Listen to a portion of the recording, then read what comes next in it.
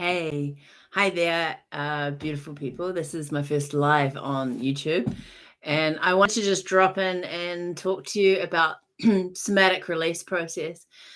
And somatic release process is I've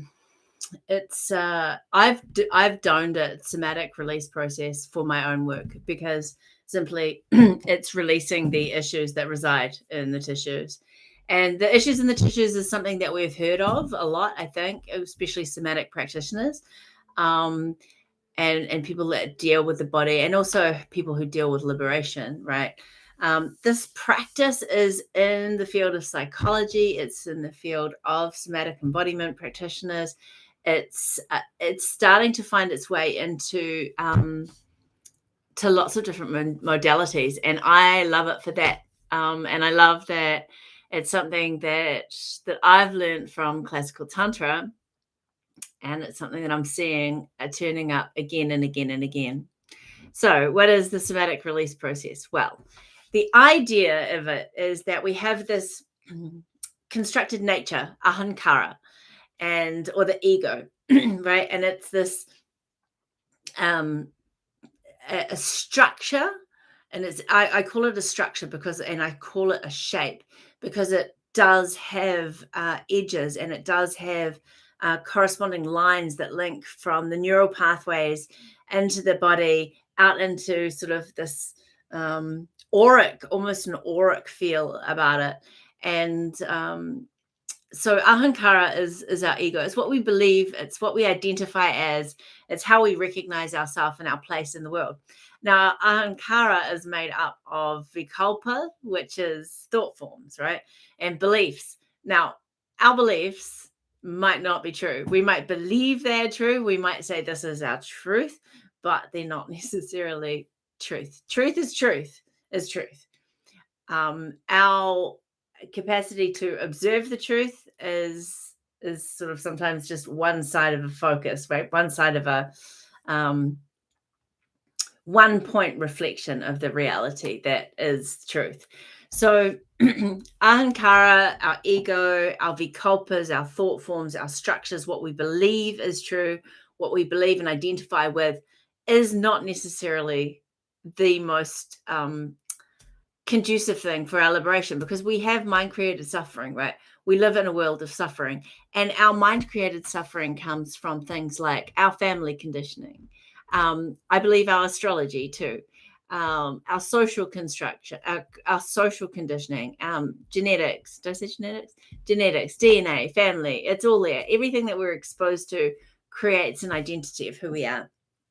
But we are not that thing, right? We are not. We know that deep down. We know that we are essentially something that transcends the mind, transcends personality. And the thing I like about this process, and I'll get to the process in a minute, is that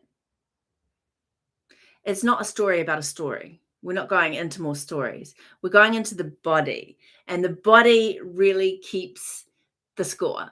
The body really keeps an honest account of what has been and what has gone.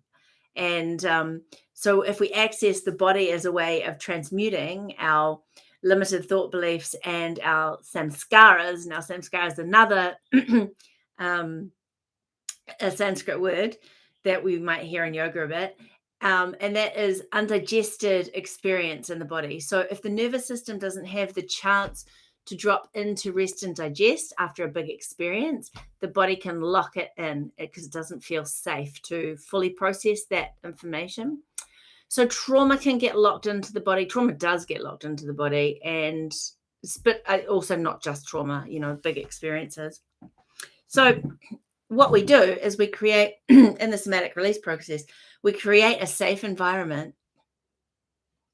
And then we take the lens of awareness, which is our capacity to focus, into the body and focus on what is present when we call to mind a situation. So, for example, if we have trauma and it came from a certain situation, we sit, we become mindful, we call the trauma, we call that situation, and then we observe not the story of the trauma, not what happened in the trauma, but the body. Because basically what we're looking to do is let it go in the body and reintegrate the body back to a rest and digest parasympathetic nervous system uh, equality, equanimity, place of chill. Um, so when we focus on that thing, what happens is we talk about the lens of awareness or the fire as being fiery. So the fire of awareness. And there's a quote in classical tantra that says, "All is burnt up in the fire of awareness," and that's true. So when we start to observe these sensations in the body, they start to get they start to move and jiggle and vibrate and uh, and start to sort of get activated through awareness, through that um, energy of awareness, which is like a fire. And eventually these things vibrate, and the body is a regenerative mechanism, right? So the body wants to dissolve these things, it wants to digest, and it wants to get these things free of the body. The body always wants to heal. It's constantly looking for homeostasis, it's constantly looking for a state of equilibrium. So when we start to focus on these issues that are trapped in these tissues, the body will start to process them and start to process them. The body will keep checking, is it safe? Is it safe? Is it safe? So that's why it's really nice to do this process with a trained facilitator, because the trained facilitator, you can do this process by yourself. And also when I work with people on a one-on-one basis, I am holding that safe space for them, but I'm also encouraging them to go home and do the homework and do it by themselves. I find personally it's tricky to do it for myself, to hold my awareness in one place in the body. My monkey mind sort of tends to take me off. Oh, excuse me. I get nervous, I get yawny, off here, there, and everywhere. And so it's really hard to lock that focus in. So I work with other practitioners to do that initial work. Then I become kind of aware of what the terrain is that I'm navigating with my awareness, and then I take that into meditation. So at the end of my meditation, what's present, and I know when something arrives in a certain part of my body, what it is that I'm processing, and I'll sit with it as long as I can. So that's what the facilitator does. The facilitator will hold you in a space, a safe space, and your body will keep checking, is it safe to digest this? Is this safe to digest this? And your facilitator is holding you going, yeah, it's safe. This is cool. This is great. Let's keep going. Let's keep going. What do you notice? What do you notice now? What do you notice now? And it's that beautiful beautiful the beauty of a facilitator that holds it well is that you can actually concentrate on that thing until the regenerative body dissolves, devours, and digests that thing. And what I've noticed is some people's this energy unlocks and releases up, so maybe out the crown. Some people I've noticed drop down, and the stuck energy earths itself. Some people go into the void state, which is really interesting when that happens. And the void state is kind of a place where everything melts off and there's a repotentiality. What happens is, as the body in its regenerative capacities comes in, that starts to melt. What happens is a resourced state comes into that place. And we notice from observing hundreds of clients doing this is that we go down, down, down, down, down to the point where, and it gets uncomfortable. It can get really uncomfortable, and it starts to vibrate. It's like, this hurts. And then it releases, dissolves, digests, and then there's an upswing of the U. And that's where we start to experience resourced states where we feel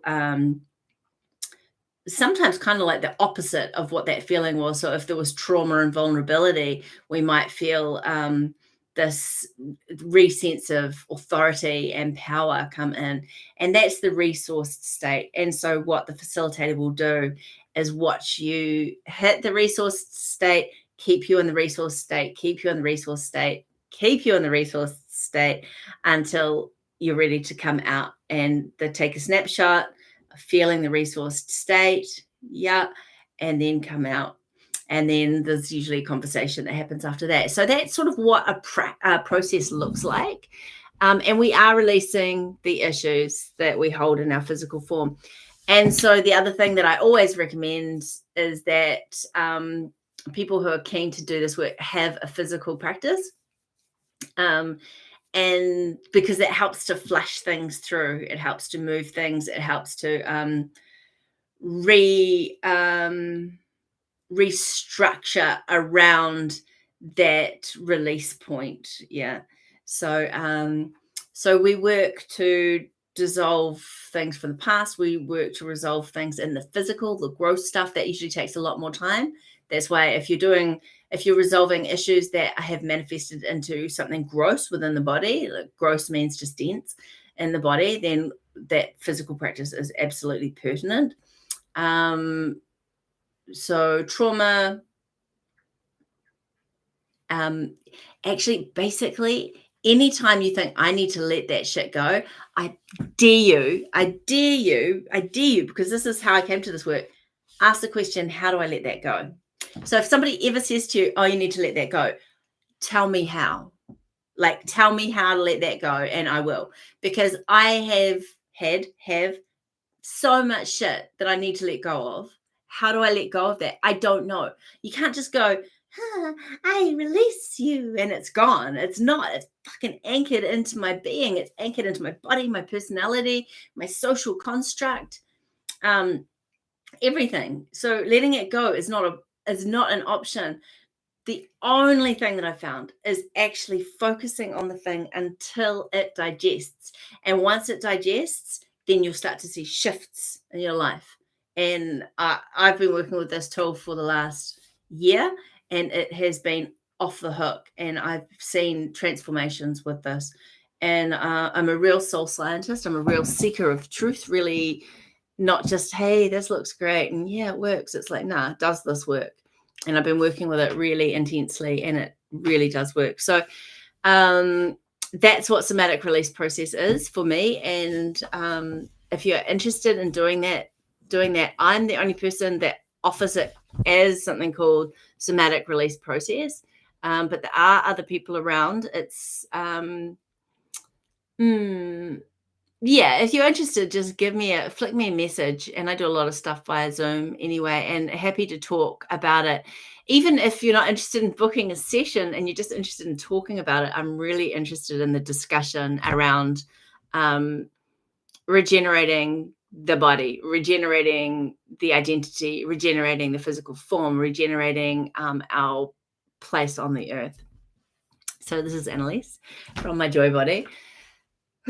My first live on YouTube, Cowbunga Dude. I hope you're well. I hope you're having a really nice life. It's a tricky time. No doubt. I hear you. I feel you. I love you. And we are all connected. So, if you want to subscribe, that'd be rad too. And if you want to leave me a comment, that would be super rad. So, yeah, kia kaha. Peace.